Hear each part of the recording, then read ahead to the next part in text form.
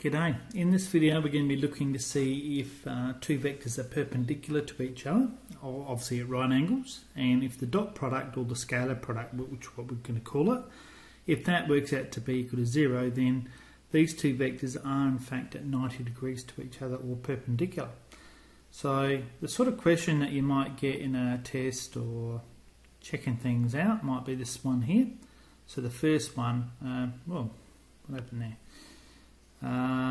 Just go back to it. So with this question here, what we've got to do is do the dot product, and we're going to make it equal to 0 because we're saying these two vectors are in fact 90 degrees to each other. So let's do the dot product here. So that's going to be equal to 3 times by, I'll get rid of the equals, 3 times by 10 plus 5 times by t has to be equal to 0 for those two things to be perpendicular. So 30 plus 5t is equal to 0. Obviously rearrange that. 5t is equal to minus 30. T is equal to minus 6. So if t is equal to minus 6, then those two vectors will be in fact at right angles to each other. Just a quick sketch, just so you get a bit of an idea what it looks like. 3 across 5, probably a bit like that. 10 minus 6 is a vector going sort of down there like that somewhere.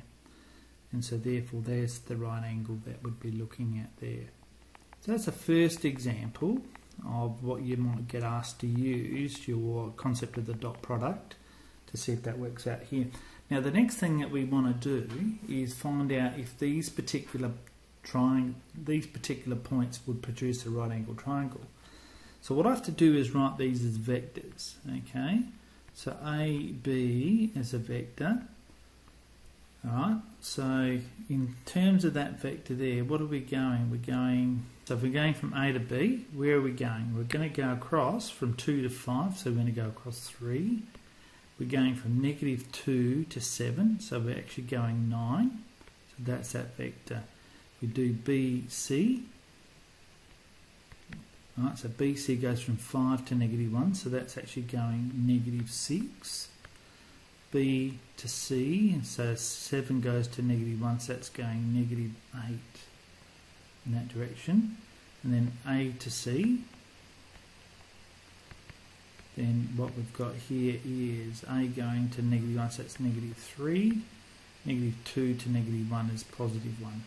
Alright, so there are three vectors. So if we do AB dot BC, we'll see what we get as a result. Okay, so that's going to give me, I don't need that.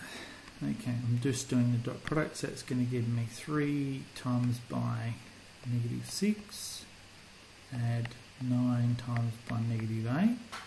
So that dot product is going to give me -18. It's not going to be 0. Alright, so that's not going to work. Alright, the next one, if I did AB times by AC, that's going to give me 3 times by -3, add 9 times by 1, so that's going to give me something like -9 plus 9, which is going to give me 0.